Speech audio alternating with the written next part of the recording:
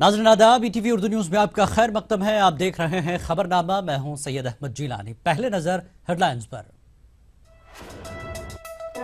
पेट के कीड़े मारने की दवा से बिहार, झारखंड, छत्तीसगढ़ और मध्य प्रदेश में 200 से ज्यादा बच्चे बीमार। बच्चों का मुख्तलिफ अस्पतालों में इलाज जारी। मौत को मात देने वाले हनुमंतप्पा की हालत नाजुक। दिमाग में ऑक्सीजन की कमी, फेफड़ों में निमोनिया और गुर्दों ने काम करना बंद किया। असम में बीजेपी और बीपीएफ का इत्तेहाद। कोकराझार में रैली से खिताब करते हुए अमित शाह ने बनाया कांग्रेस को निशाना। जो लोग बीफ खाने बगैर नहीं रह सकते वो हरियाणा ना आए। हरियाणा के वजीर सेहत का मुतनाज़ा बयान। कांग्रेस की कड़ी नुक्ताचीनी। मुंबई और कोलकाता के बंदरगाहों के करीब नहीं बनेगी स्मार्ट सिटी। मरकजी वजीर ट्रांसपोर्ट व शिपिंग नितिन गडकरी ने दी जानकारी। मध्य प्रदेश के भोजशाला में बसंत पंचमी के पहले कशीदगी का माहौल। बीजेपी रुकन पार्लियामेंट की क़यादत में निकाली गई रैली।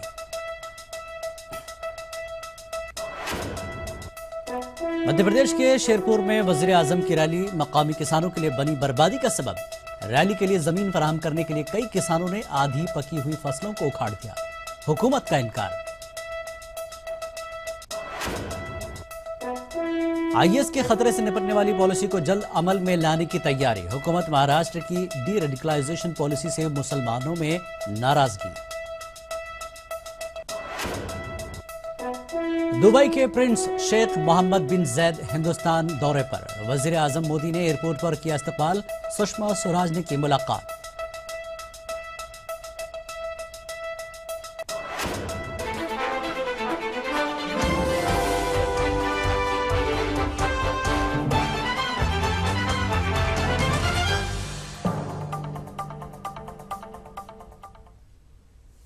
सुर्खियों के बाद अब खबरें तफसील से।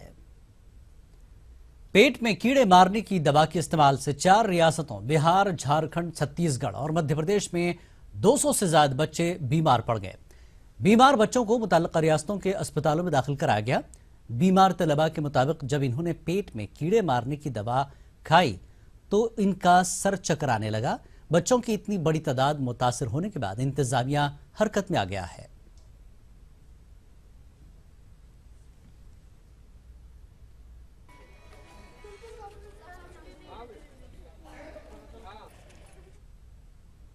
और बात हनुमंतप्पा की। सियाचिन के बर्फीले रेगिस्तान में 6 रोज तक 35 फुट बर्फ के नीचे मौत को मात देने वाले लांस नायक हनुमंतप्पा की हालत मजीद नाजुक होती जा रही है। डॉक्टरों ने हनुमंतप्पा का मेडिकल बुलेटिन जारी किया है, जिसके मुताबिक बहादुर जवान के दिमाग में ऑक्सीजन की कमी है और फेफड़ों में निमोनिया के आसार। इसके अलावा गुर्दों ने काम करना बंद कर दिया है। मुल्क भर में लांस नायक हनुमंतप्पा की सेहतयाबी के लिए दुआएं मांगी जा रही है।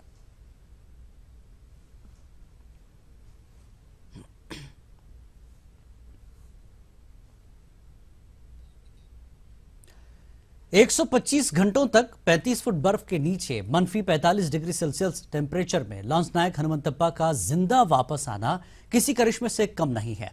लेकिन सवाल यह भी है कि यह करिश्मा कैसे हुआ। देखिए यह खास रिपोर्ट।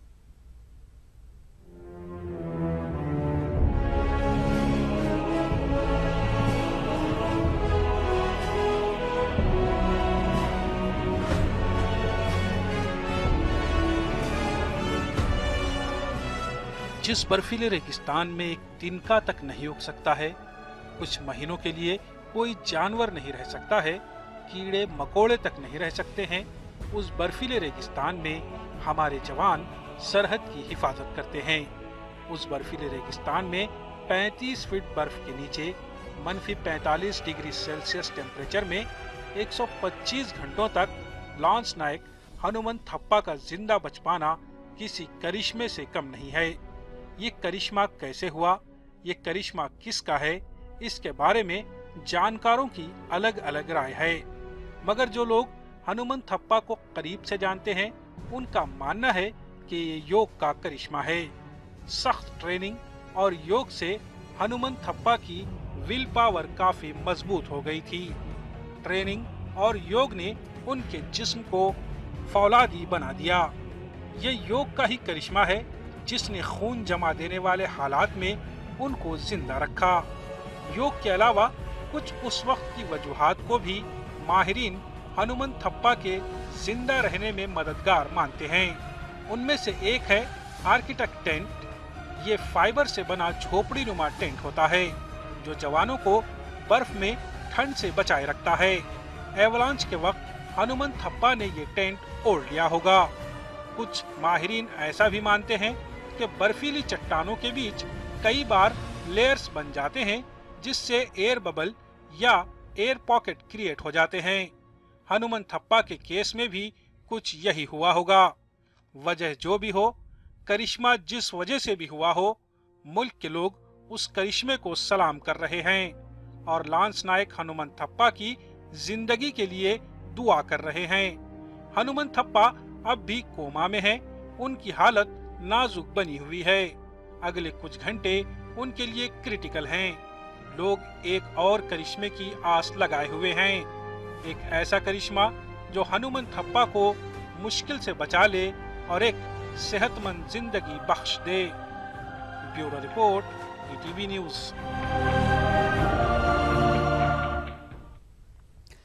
नाज़रीन, हम आपको बता दें कि इस खबर में जो रेस्क्यू ऑपरेशन के विजुअल्स हैं, यानी जो तस्वीरें हैं, वो असल नहीं हैं। हमने ये विजुअल्स आपको रेस्क्यू की जानकारी देने के लिए इस्तेमाल किए हैं।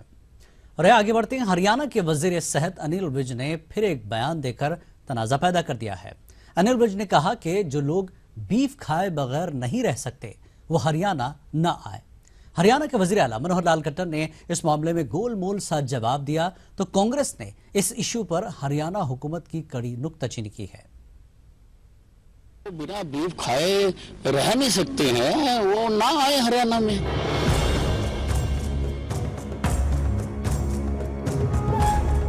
हरियाणा के वजीर सेहत अनिल विज ने ये बयान देकर एक और तनाज़ा खड़ा कर दिया है। अनिल विज के बयान के मुताबिक जो लोग बीफ खाए बगैर नहीं रह सकते वो हरियाणा न आए। सीएम साहब ने बिल्कुल स्पष्ट कह दिया कि किसी प्रकार का ऐसा लाइसेंस दिया नहीं जाएगा और जो बिना बीफ खाए रह नहीं सकते हैं वो ना आए हरियाणा में। और भी ऐसे बहुत सारे देश हैं जहां हमारी जो खान पीन के आते हैं उनके मुताबिक नहीं मिलता, हम नहीं जाते हैं वहां पे। और इस सिलसिले में जब हरियाणा के वजीर आला से मीडिया ने सवाल किया तो उन्होंने गोलमोल सा जवाब दिया। I think question like this should not be. It's just mere wasting of time. There is no controversy. We are already have an act with us. No beef in Haryana. Congress ने beef मामले पर हरियाणा हुकूमत की कड़ी नुक्ताचीनी की है। कभी बयान आते हैं कि लाइसेंस दिया जाएगा, कभी अब ये बयान आते हैं कि, तो ये सरकार जो हरियाणा सरकार है, खट्टर सरकार, ये हर मोर्चे पे विफल हो चुकी है और अपनी विफलताओं से ध्यान बटाने के लिए इस तरह के मुद्दे लेके जा रही है। लोगों ने सरकार काम करने के लिए, हरियाणा का विकास करने के लिए बनाई है, ये उस तरफ ध्यान दें तो ज़्यादा अच्छा होगा। वाज़ेह रहे कि इससे पहले मीडिया में हरियाणा के वज़ीर आला मनोहर लाल खट्टर का ये बयान भी सामने आया था कि बीफ पर पाबंदी के हवाले से रियासत में गैर मुल्कियों के लिए नरमी बरती जाएगी, लेकिन बाद में उन्होंने अपने बयान से यू टर्न ले लिया। हरियाणा में बीफ की स्मगलिंग, ज़बह करने और बीफ खाने पर मुकम्मल पाबंदी है। नवंबर 2015 में सदर जमहूरिया की इजाज़त के बाद ये कानून नाफिज हुआ और अगर कोई इस कानून की खिलाफ वर्जी करता है तो उसे 3 साल से 10 साल तक की सजा हो सकती है। Bureau report, ETV news. Haryana में बीफ पर वजीर सेहत के बयान का मामला गर्मा गया है। आइए देखते हैं मुख्तलिफ सियासी लीडरों का क्या कहना है। जब से मुख्यमंत्री नहीं बने उन्हें मौजूदा मुख्यमंत्री बर्दाश्त नहीं हो रहे हैं भाजपा के, तो वो अपने इन्हीं ऊटपटांग उल जलूल बयानों से कुछ न कुछ कंट्रोवर्सी पैदा करके सुर्खियों में रहते हैं। अपने विभाग का उनको बिल्कुल ध्यान नहीं रहता, लेकिन दूसरे विभागों पे बोलते रहते हैं। संविधान की सौगंध लेके तो मंत्री बने, पर संविधान का भी ज्ञान नहीं रहता उन्हें। मैं उनके विचार जो है हरियाणा सरकार के विचार है, पर एक जानकारी के लिए उनसे कह दूं, हम सब कोई गोमांस न खाता है न पैरवी करता है, लेकिन बीफ का क्या मतलब होता है एक बार वो देख लें। मैंने बयान देखा नहीं है किस संदर्भ में उन्होंने कहा है। अलग अलग कानून है इसको लेके, लेकिन इसको ये भी मन में रखना पड़ेगा कि अलग प्रकार के लोगों के खाने की जो आदतें हैं उसको भी रिस्पेक्ट करने की एक आवश्यकता पड़ती है, लेकिन कानून जो है उसके माध्यम से ही या उसके दायरे के अंदर ही। एक मंत्री, आप क्यों इस प्रकार की बातें करते हैं? आपको बनाया गया है मंत्री, आपका विभाग है, आप उस विभाग की नीतियां तय करिए। हरियाणा की हालत हमें पता है, आप उसको चाक चौबंद चुस्त दुरुस्त करिए। और बिला वजह नॉन इश्यूज पे, खान पान रहन सहन पर अगर आप टिप्पणी कर रहे हैं और बोल रहे हैं, तो मैं समझता हूं कि आपका आशय है कि मुल्क में किसी प्रकार बिखराव हो, लोगों के बीच में दीवारें खड़ी हो, और आप इसके लिए अगर मंत्री बनाए गए हैं तो आपको मुबारक। वक्त एक ब्रेक का, ब्रेक के बाद फिर हाजिर होंगे।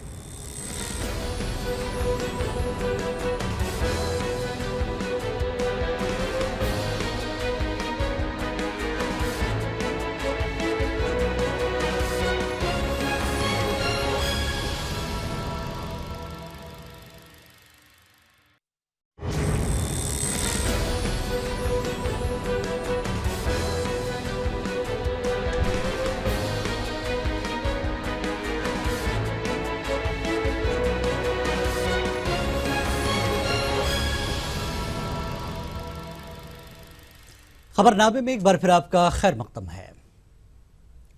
मध्य प्रदेश के सीहोर के शेरपुर में वजीर आजम नरेंद्र मोदी 18 फरवरी को एक रैली में किसानों से खिताब करेंगे।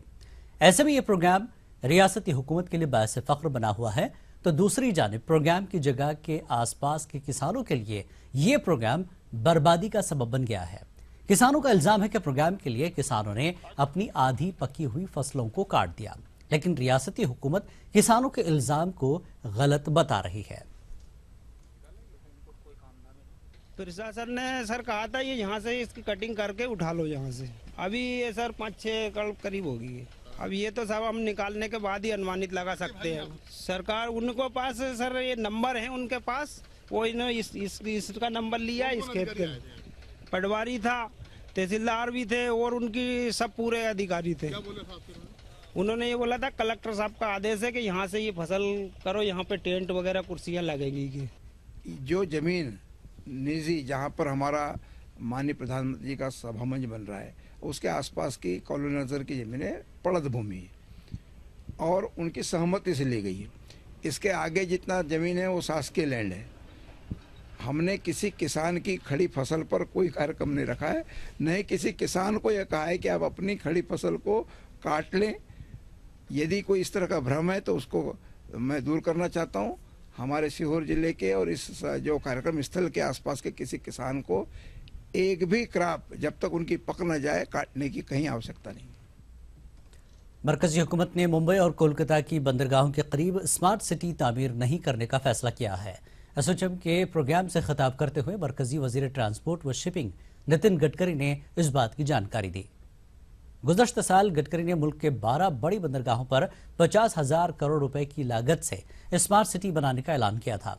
गडकरी ने मजीद कहा था कि एक स्मार्ट सिटी के लिए 3 से 4,000 करोड़ रुपए का खर्च आएगा। मेरे डिपार्टमेंट से संबंधित 2-3 महत्वपूर्ण बातें आपको बताना चाहता हूं। हम लोग हमारी जो 12 मेजर पोर्ट्स है उसमें कलकत्ता और मुंबई को छोड़कर 10 पोर्ट में हमने एक स्मार्ट सिटी बनाने का निर्णय किया है। हमने ये 2 निर्णय वहाँ किए हैं कि जो विशेष रूप से JNPT और BPT मुंबई में है, वहाँ हमारे पोर्ट से जो पानी निकलता है गंदा पानी वो समुद्र में जाता है। तो मुझे लगता है कि ये जो हमारे यहाँ एनवायरनमेंट के हिसाब से जो सॉलिड वेस्ट और लिक्विड वेस्ट जो है इसका प्रबंधन करना ये बहुत आवश्यक है और इसलिए हमने दोनों जगह पर रिसाइकलिंग ऑफ वाटर के टेंडर निकाले हैं और उसको फिर से उस पानी को रीयूज करने का काम करने वाले हैं। मैं नागपुर से हूँ और हमने एक ऐसा प्रोजेक्ट शुरू किया है जो देश में पहला प्रोजेक्ट है कि हमारे शहर का जो लिक्विड वेस्ट था वो हमने 18 करोड़ रुपए में वो पानी रिसाइकलिंग करके महाराष्ट्र सरकार को बेच दिया है। बीजेपी सदर अमित शाह ने आज असम के कुकराझार में रैली से खिताब किया। अमित शाह ने कहा कि बीजेपी असम की तरक्की के लिए संजीदा है। अमित शाह ने कहा कि इसके लिए बीजेपी ने बीपीएफ के साथ इत्तेहाद किया है। असम में बीजेपी और बीपीएफ मिलकर असेंबली इंतखाबात लड़ेंगे। अमित शाह ने कांग्रेस को भी जबरदस्त निशाना बनाया। इन्होंने कहा कि कांग्रेस ने असम की तरक्की से ज्यादा अपने कुंबे की तरक्की के बारे में सोचा है। इसे रियासत से साफ कर दिया जाएगा। आज मुझे कहते हुए बहुत आनंद है कि अगर आने वाले चुनाव में भारतीय जनता पार्टी और बीपीएफ ने एक साथ चुनाव लड़ने का फैसला किया है। वो आसाम और इस बोडोलैंड दोनों के लिए ऐतिहासिक होने वाला है। हमने इस बोडोलैंड की धरती के समविकास के लिए ही बीपीएफ के साथ चुनावी समझौता किया है। 15 साल से इस आसाम में कांग्रेस की सरकार चल रही है और मुझे कहते हुए बड़ा दुख है कि 15 साल के कांग्रेस की शासन में आसाम विकास की दौड़ में बहुत पिछड़ गया है, पीछे पड़ गया है। क्योंकि 15 साल तक केवल और केवल भ्रष्टाचार और अपने परिवार के लिए शासन करने के अलावे गोगोई साहब ने कुछ नहीं किया और इसके कारण आज आसाम बहुत पिछड़ गया है। जब देश आजाद हुआ तब खुशहाली मांगी जाती थी तो आसाम देश में 5वें नंबर का खुशहाल राज्य था और ज्यादातर समय कांग्रेस का ही शासन था देश पर और आसाम पर। और आज आसाम की स्थिति क्या हुई? आसाम की स्थिति ये हुई है, आसाम गरीब राज्यों में नीचे से 4थे नंबर पर पहुंच गया है। मित्रों, आसाम को कांग्रेस के शासन ने बर्बाद कर रखा। आमार कैपासिटी সেইখিনি সমষ্টিত আমি বিজেপি 100% সহযোগ কৰিব আৰু মই য'ত কৰিব তাতে বিজেপিয়ে জিকিব। এনে 22টা সিট আমাৰ হাতত আছে। এই 22টাটো কোনো ৰক্ষা নাই। মই জিকাই দিয়া এইবিলাক কংগ্ৰেছ সিট। कांग्रेस तो उल्टा मारी थी बीजेपी, तेते बीजेपी जीती गई। देखिए, आने वाले चुनाव में ये पूरा क्लियर हो गया है कि बीजेपी और बीपीएफ का ही सरकार आएगा आसाम में। आज जो हवा है और बीटीसी इलाके में आप लोग तो देख ही रहा है, एक के बाद एक हमारा जो चुनावी मीटिंग चल रहा है, इसमें एक कॉन्स्टिट्यूंसी पे हमारा 20,000 से ज़्यादा 40,000 लोग उसमें पार्टिसिपेट किया है। तो डेफिनेटली इस माहौल को देखने से सबको भी जो राजनीति नहीं समझता है वो भी समझ जाता है कि बीपीएफ हर सीट में जीतने वाला है।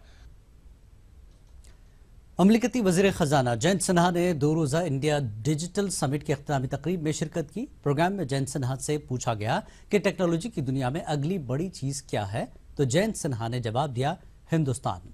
जयंत सिन्हा ने अपने जवाब की तफसील भी पेश की। जयंत सिन्हा ने प्रोग्राम में मरकजी हुकूमत की तरक्याती स्कीमों पर भी रोशनी डाली। बिग थिंग टेक्नोलॉजी में इंडिया है और इंडिया है क्योंकि आज के समय जो यहाँ सॉल्यूशंस टेक्नोलॉजी के माध्यम से बनाए जा रहे हैं, जनता को जो सुविधाएं मिल रही हैं, जो मोबाइल एप्लीकेशंस वगैरह तैयार किए जा रहे हैं, उनके द्वारा सिर्फ जनता को सुविधा नहीं मिल रही है, टेक्नोलॉजी के दुनिया में जिस प्रकार से हम लोग नेतृत्व दिखा रहे हैं, उससे एकदम स्पष्ट हो रहा है कि आगे के समय जिस प्रकार से सिलिकॉन वैली दुनिया को दिखाती है कि क्या क्या सर्विसेज मिल सकते हैं, उस तरीके से हिंदुस्तान दिखाएगा कि क्या क्या सर्विसेज आपको इंटरनेट में। खबरनामा जारी रहेगा एक और ब्रेक के बाद।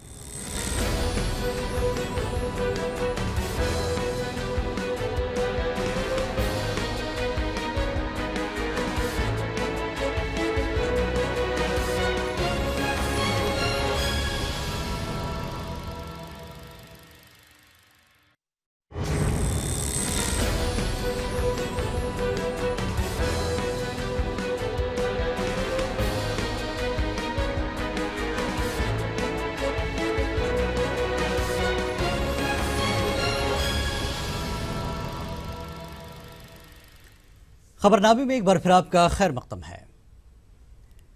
बिहार में चलती ट्रेन से फौज का एक अफसर लापता हो गया है। जम्मू सरहद पर तैनात कैप्टन शिखरदीप गुज़श्ता 3 रोज से लापता है। रेलवे पुलिस लापता अफसर की तलाश में जुटी है, लेकिन अभी तक पुलिस के हाथ कोई सुराग नहीं लग पाया है। पूर्णिया के रहने वाले शिखरदीप कटिहार स्टेशन से महानंदा एक्सप्रेस में सफर के लिए सवार हुए थे। अहले खाना के मुताबिक छुट्टियों के बाद वो ड्यूटी ज्वाइन करने के लिए जा रहे थे। जानकारी के मुताबिक पेंट्री के मुलाजमीन ने भी इन्हें कानपुर और मिर्जापुर तक देखा था, लेकिन ट्रेन जब दिल्ली पहुंची तो ट्रेन से शिखरदीप नहीं उतरे। हालांकि शिखरदीप के बर्थ पर उनका शनाख्ती कार्ड और सामान मौजूद था।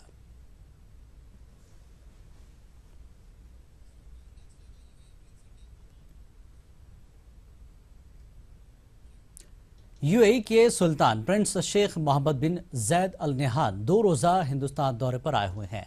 दिल्ली एयरपोर्ट पर वज़ीर-ए-आज़म नरेंद्र मोदी ने प्रोटोकॉल को तोड़ते हुए प्रिंस जैद अल नहयान का इस्तकबाल किया।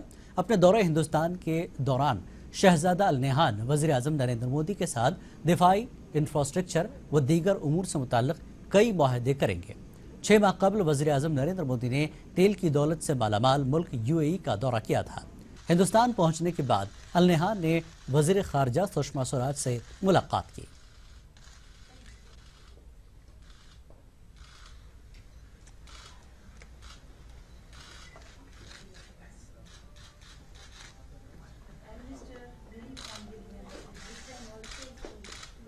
UAE, which fulfills nearly 8% of our crude oil requirement, plays a big role in our energy security. The cooperation in the field of oil and gas and LPG is therefore an important element of our bilateral relationship. There is a lot of untapped potential, and I see our bilateral hydrocarbon linkages growing in the coming years. Friends, there is presently no upstream engagement by an Indian E&P company in UAE. और अब आपको दिखाते हैं मगरबी बंगाल के सिलीगुड़ी में कैसे हाथी मस्त हो गया और फिर उसने देखते ही देखते वहां 100 मकानात को नुकसान पहुंचाया। बेकाबू हाथी का खौफ ऐसा था कि मकामी बाशिंदे डर के मारे उसे देखकर भाग रहे थे। इस दौरान हाथी जहां से गुजरा वहां भगदड़ मच गई। आखिरकार हाथी को जंगल वापस भेजने में कामयाबी मिली।